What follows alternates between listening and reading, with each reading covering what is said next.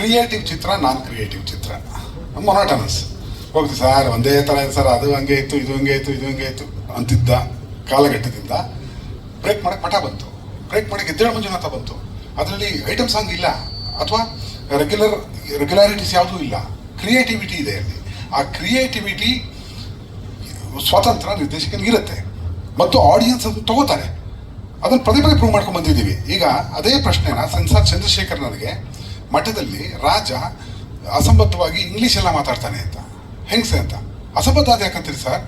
ಇಲ್ಲ, ನನಗೆ ಬಿಟ್ಟಿದ್ದೀರಿ, ಅದು ಚೆನ್ನಾಗಿ ಎಂಜಾಯ್ ಮಾಡಿದ್ದಾರೆ ರಾಜ ಮಾತಾಡೋದು. ನಂಗೆ ಟೆನ್ಷನ್ ಆಗಿದೆ ಕಣಯ್ಯ, ಅವರೆಲ್ಲ ಬಂದ್ಬಿಡ್ತಾರೆ, ನನ್ನ ಕಲೀಗ್ಸ್ ಬಂದ್ಬಿಡ್ತಾರೆ, ಎಲ್ಲ ಇಂಗ್ಲೀಷ್ ಹೆಂಗೆ ಅಂತ. ಅದನ್ನ ಹೆಂಗೆ ನಾ ಕೊಡಲಿ? ಇಲ್ಲ, ಇದು ನಾನು ಕೊಡೋಕ್ಕಾಗಲ್ಲ, ಕನ್ನಡದಲ್ಲಿ ಕರೆಕ್ಟಾಗಿ ಮಾಡ್ಕೊಂಬಂದಿದ್ದೆ ಸರ್. ಆ ಕತೆ ಹೇಳ್ತಿರೋದು ಉಪ್ಪು ಕತೆ ಗೋವಿಂದು, ಜಗೀಶ್ವರ್ ಪಾತ್ರ. ಅದು ಅವನ ಭಾಷೆ, ಅವನ ಇಂಗ್ಲೀಷ್ ಕನ್ನಡ ಅಲ್ಲ, ಆತನ ಪಾತ್ರದ ನಾಲೆಡ್ಜ್ ಪ್ರಕಾರ ಡೇಲಾಗಿದೆ. ಅದನ್ನ ನೀವು ಅರ್ಥ ಮಾಡ್ಕೋಬೇಕು. ನಾವು ನಿರ್ದೇಶಕರ ಅಷ್ಟು ಆಳಕ್ಕೆ ಇಳಿದು ಬರ್ತಿರ್ತೀವಿ, ಸುಮ್ಮನೆ ನಮ್ಮ ಖುಷಿ ಬರ್ದಿರಲ್ಲ.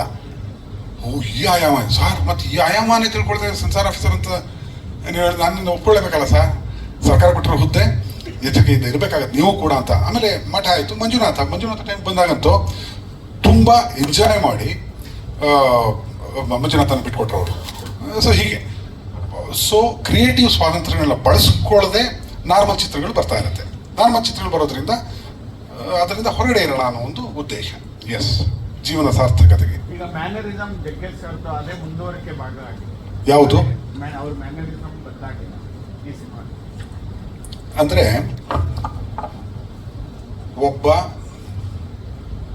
ಹಾಸ್ಯವನ್ನ ಉತ್ಪಾದನೆ ಮಾಡುವಾಗ, ಈಗ ಟ್ರೈಲರಲ್ಲಿ ನೋಡಿ ಸಿನಿಮಾವನ್ನ ನಿರ್ದೇಶನ ಮಾಡೋಕ್ಕೆ ಕಂಪ್ಲೀಟ್ ಹೀಗೆ ಇರುತ್ತೆ ಅಂತ ಹೇಳಕ್ ಬರಲ್ಲ.